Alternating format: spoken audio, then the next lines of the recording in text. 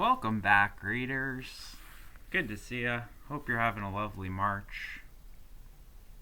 I got a request. Somebody commented, you're allowed to request. And he wanted to read, I have my Kafka here.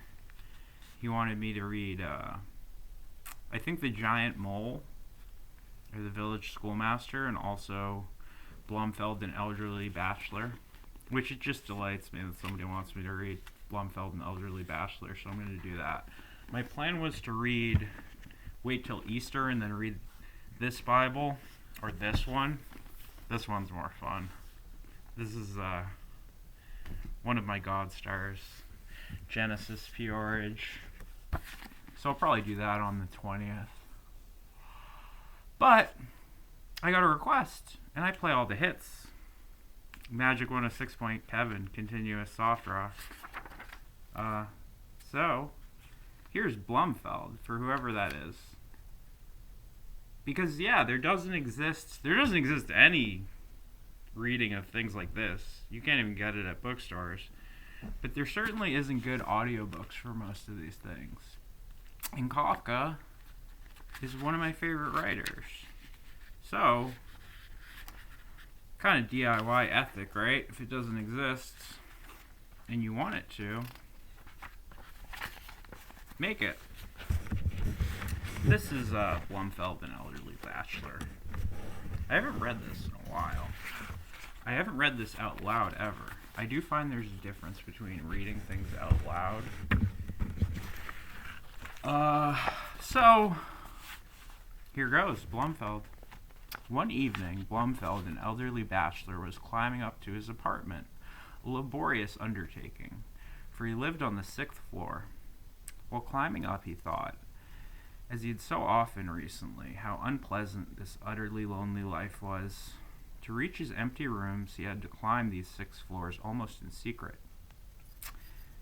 There, put on his dressing gown, almost in secret, light his pipe, read a little of the French magazine to which he had been subscribing for years.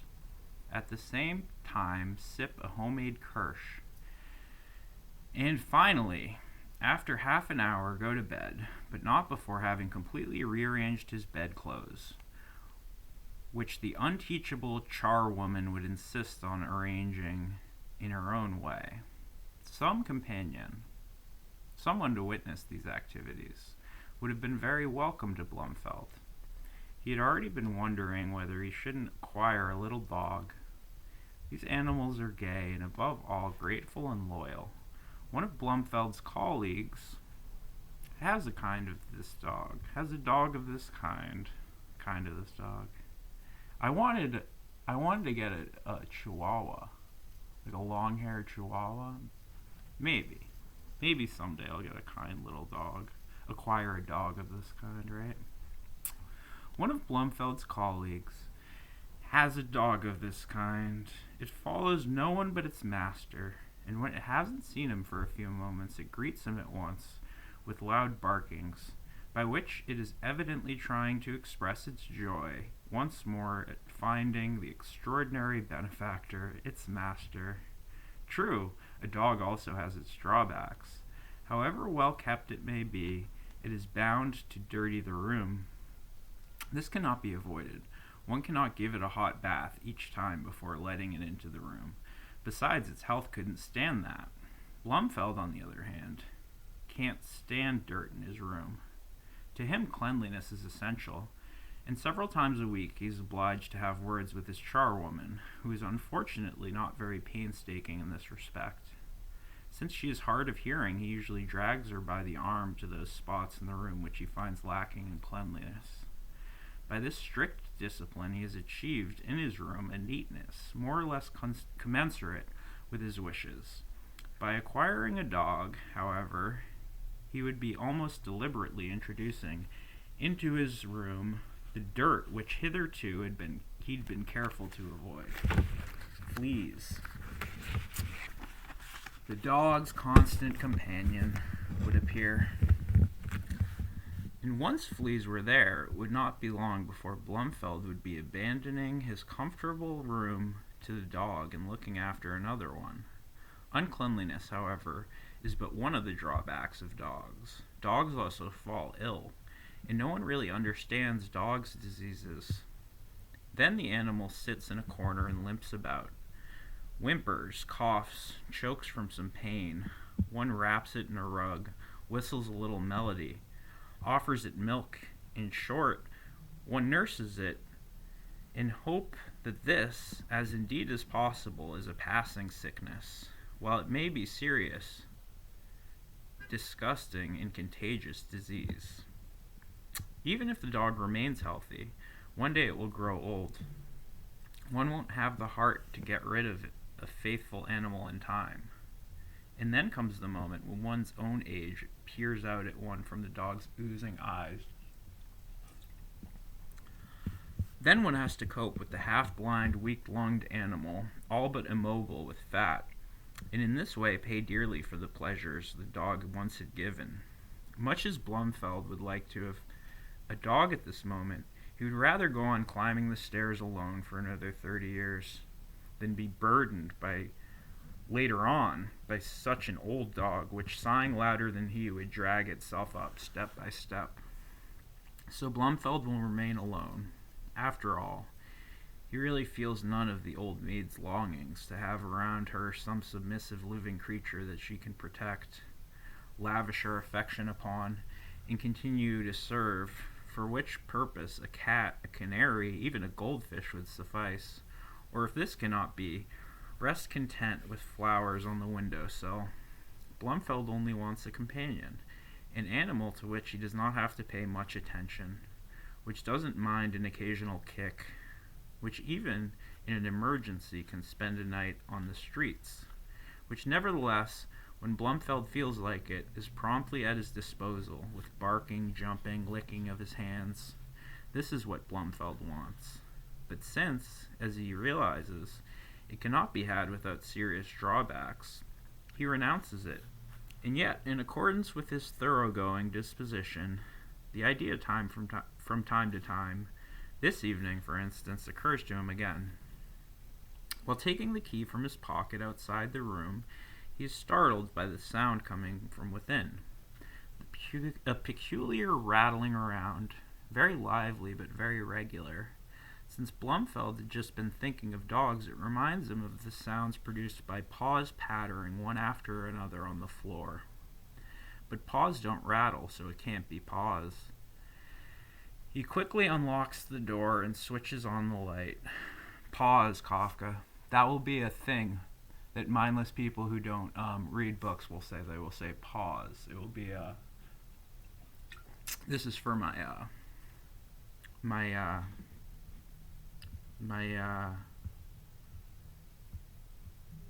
pause. It's self-explanatory, Kafka. I can't explain to you why people say pause, but you said pause. And I found it difficult to ignore.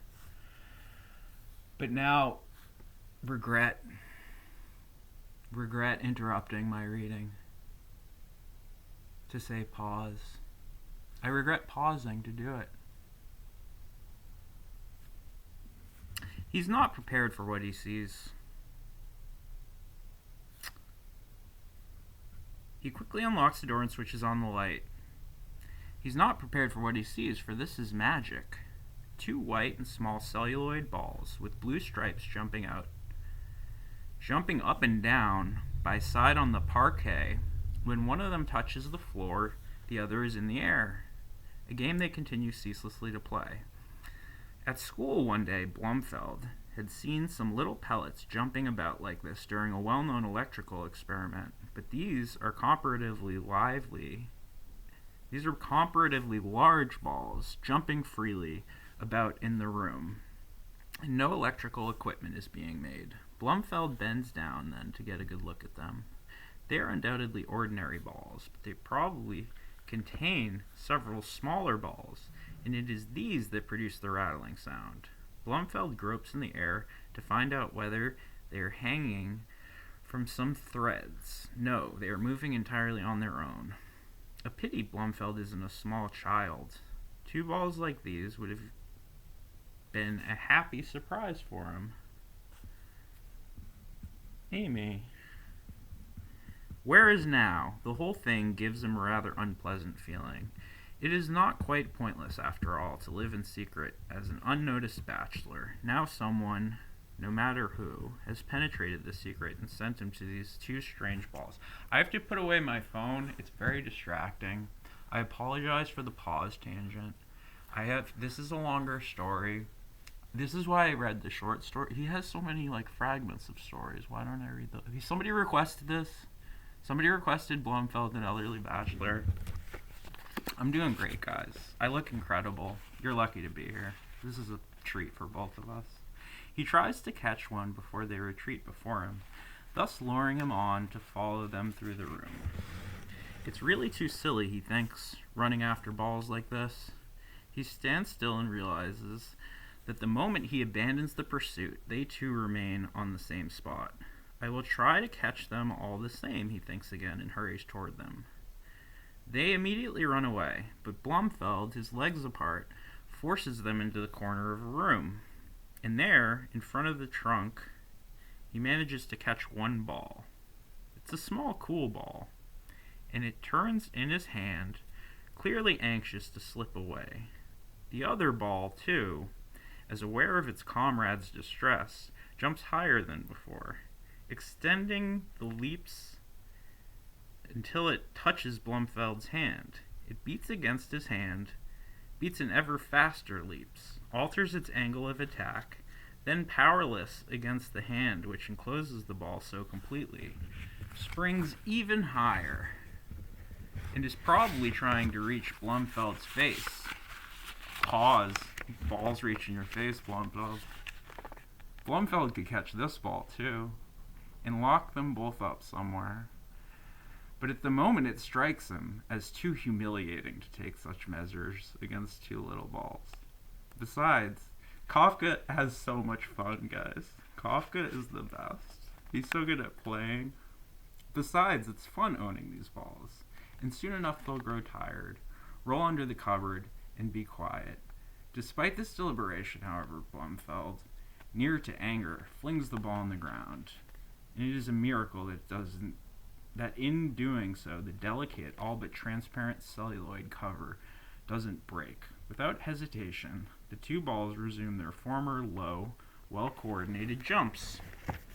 Blumfeld undresses calmly, arranges his clothes in the wardrobe, which he always inspects carefully, to make sure the charwoman has left everything in order. Once or twice he glances over his shoulder at the balls, which, unpursued, seem to be pursuing him. They have followed him and now are jumping up close behind him. Blumfeld puts on his dressing gown, sets out for the opposite wall to fetch one of the pipes, which are hanging in a rack. In Iraq. They're not hanging in Persia, guys. I know it's politically tense. They're hanging in Iraq. I gotta edit this. This reading is trash. Before turning around, he instinctively kicks his foot out backwards, but the balls know how to get out of its way and remain untouched. As Blumfeld goes off to fetch the pipe, the balls once again follow close behind him. He shuffles along in his slippers, taking irregular steps. Yet each step is followed, almost without pause, by the sound of the balls. They are keeping pace with him.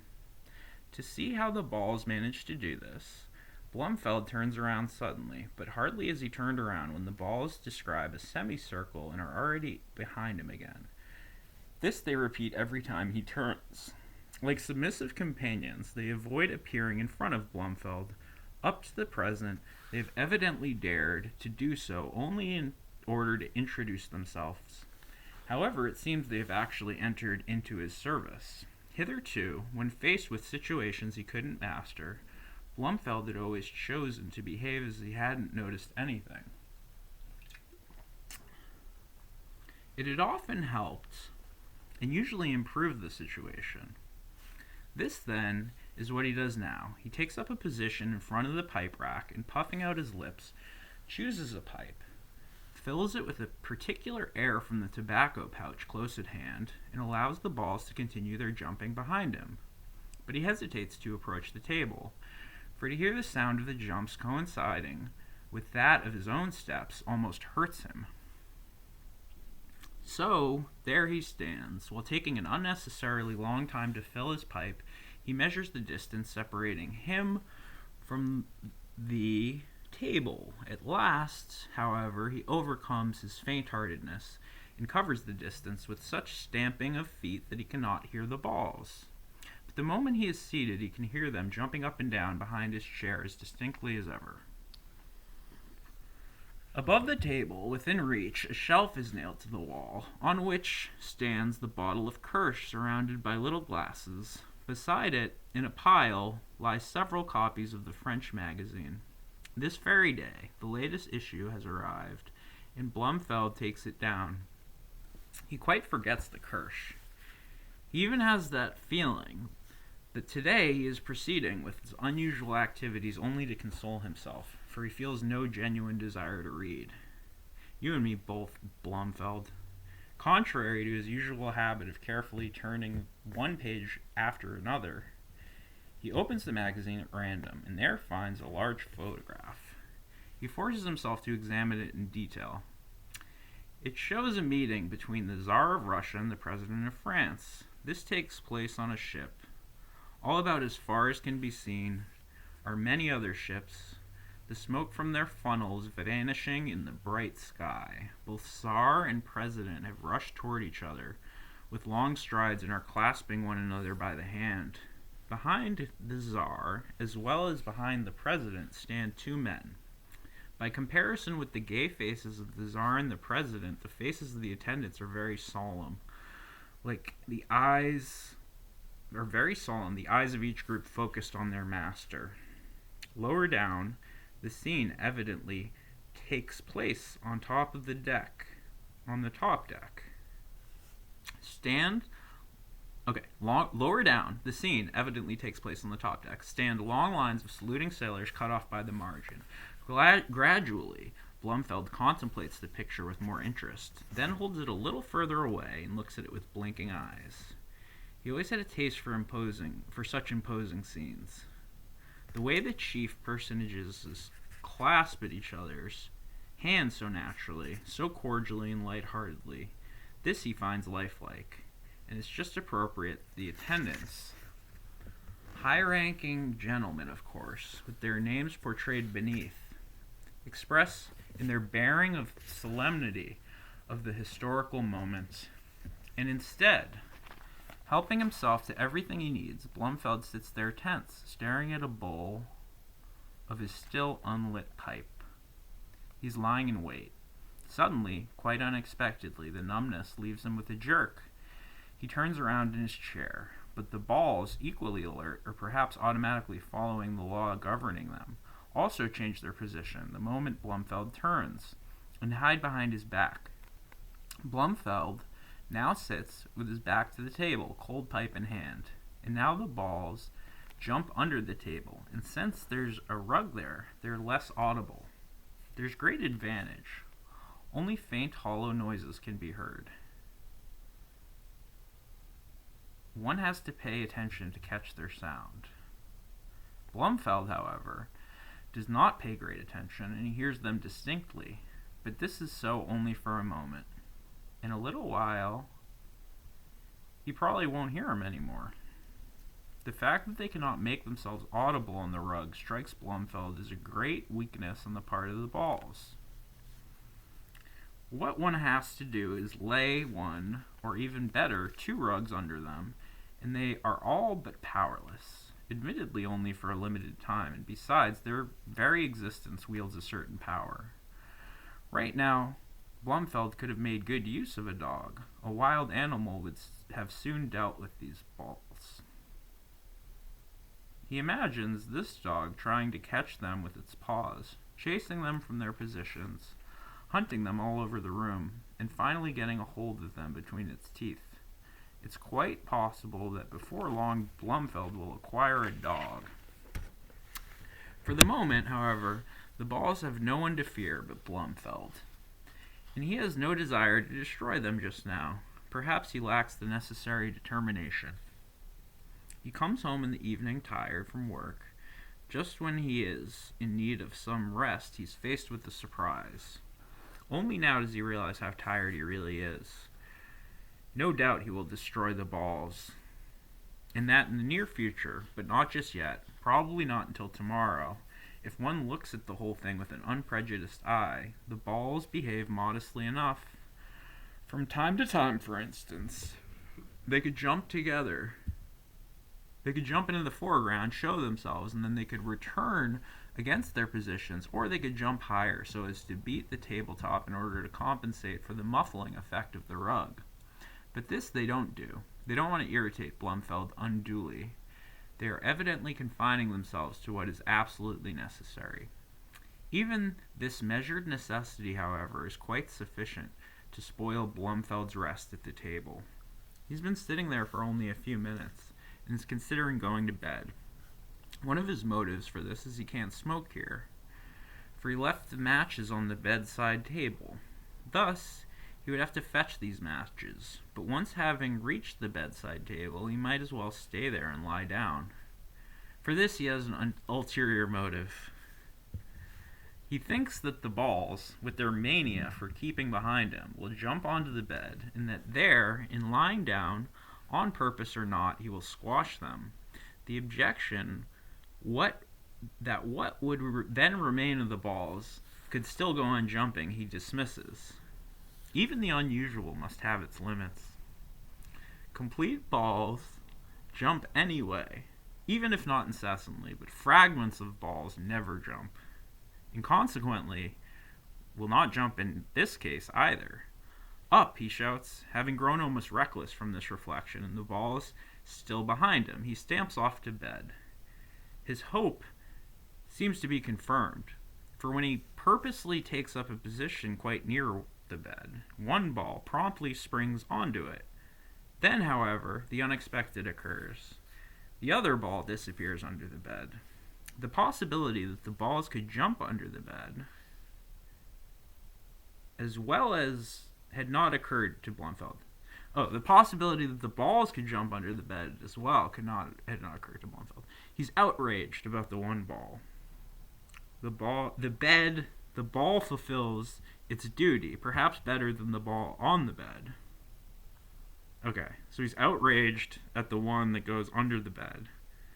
But the one that jumps up on the bed, it fulfilled its duty. Tracks. Now everything depends on which place the balls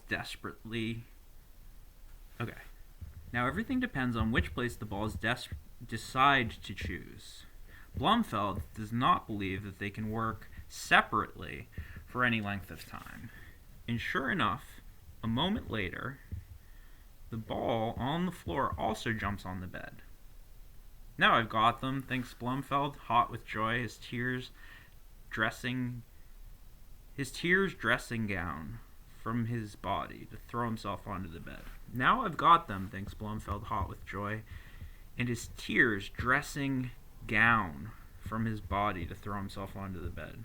It's not down. I do need glasses, because I keep reading the first part of the second sentence. Although sometimes you get some fun little cut-ups, get some burrows. At that moment, however, the very same ball jumps back under the bed. Overwhelmed with disappointment, Blumfeld almost collapses. Very likely, the ball just took a good look around there and decided it didn't like it. And now the other one has followed too. And of course remains, for it's better down there. Now, I'll have these drummers with me all night, thinks Blumfeld, biting his lips and nodding his head. He feels gloomy, without actually knowing what harm the balls could do him in the night. He's a good sleeper. He will easily be able to ignore so slight a noise. To make quite sure of this, and mindful of his past experience, he lays 2 rugs on the floor. It's as if he owned a little dog, for which he wants to make a soft bed. As though the balls had also grown tired and sleepy, their jumping becomes slower and slower than before. Blumfeld kneels beside the bed, lamp in hand. He thinks for a moment that the balls might come to rest on the rug. They fall so weakly, roll so slowly along. Then, however, they dutifully rise again. Yet it's quite possible in the morning, when Blumfeld looks under the bed, he'll find there 2 quiet, harmless children's balls. Guys. But it seems that they may not be able to keep up their jumping until the morning, for as soon as Blumfeld is in bed, he doesn't hear them anymore.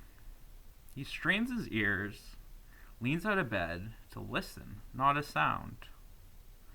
The effect of the rugs can't be as strong as that. The only explanation is that the balls are no longer jumping, either because they aren't able to bounce themselves off the rug and have therefore abandoned jumping for the time being, which is more likely, or, which is more likely, that they will never jump again. Blumfeld could get up and see exactly what's going on, but in his relief at finding peace at last, he prefers to remain where he is. He'd rather not risk disturbing the pacified balls, even with his eyes. Even smoking he happily renounces, turns over his side, and promptly goes to sleep. But he does not remain undisturbed. As usual, he sleeps without dreaming, but very restlessly. Innumerable times during the night, he is startled by the delusion that someone is knocking at his door. He knows quite well no one is knocking. Who would knock at night at his lonely bachelor's door? Although he knows for certain, he is startled again, and each time he glances in suspense at the door. His mouth open, eyes wide, a strand of hair trembling over his damp forehead. He tries to count how many times he's been woken. But, dizzy from the huge numbers he arrives at, he falls back to sleep again. He thinks he knows where the knocking comes from. Not from the door, but somewhere quite different. Being heavy with sleep, however, he cannot remember on what his suspicions are based.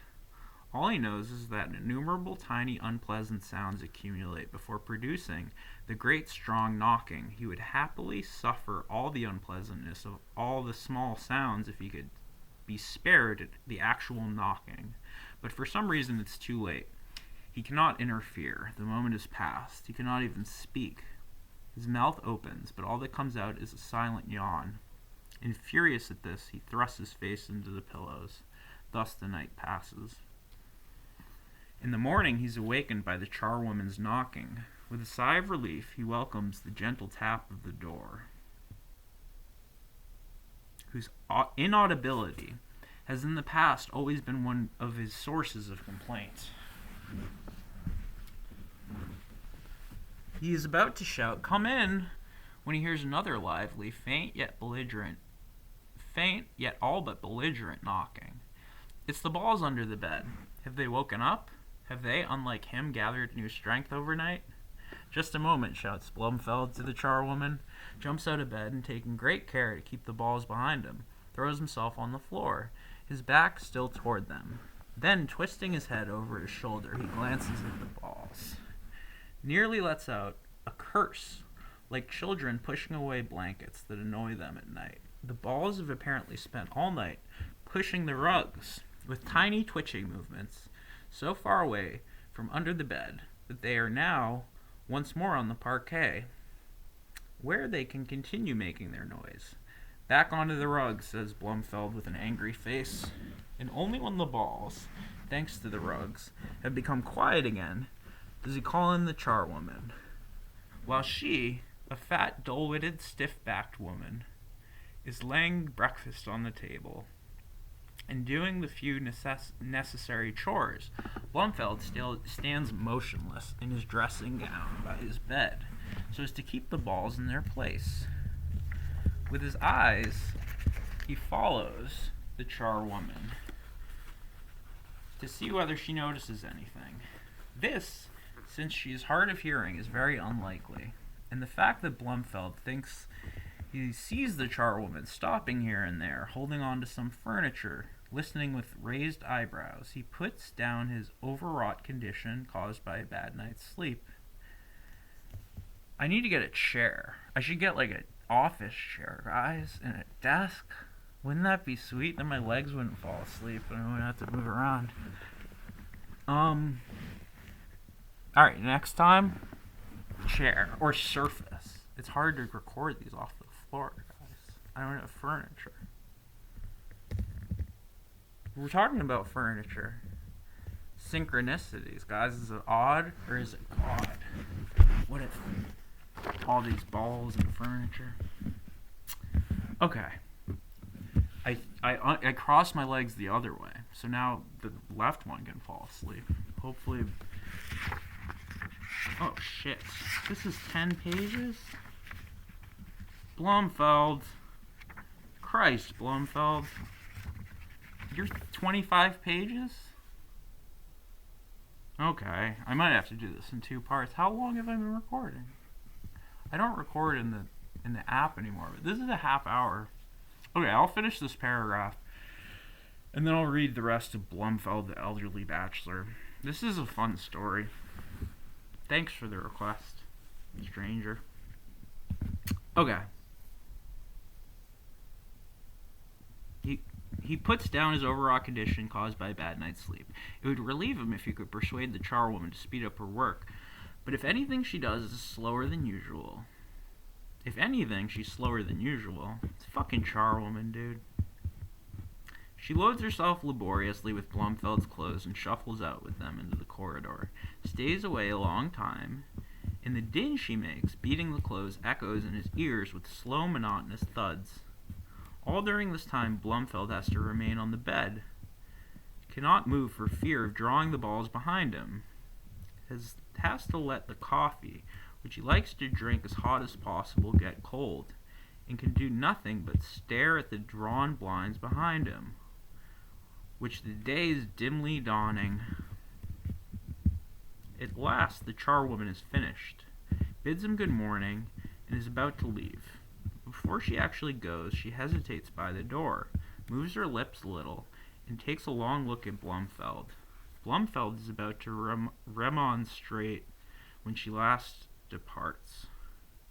Blumfeld longs to fling the door open and shout after her that she's such a stupid, idiotic old woman.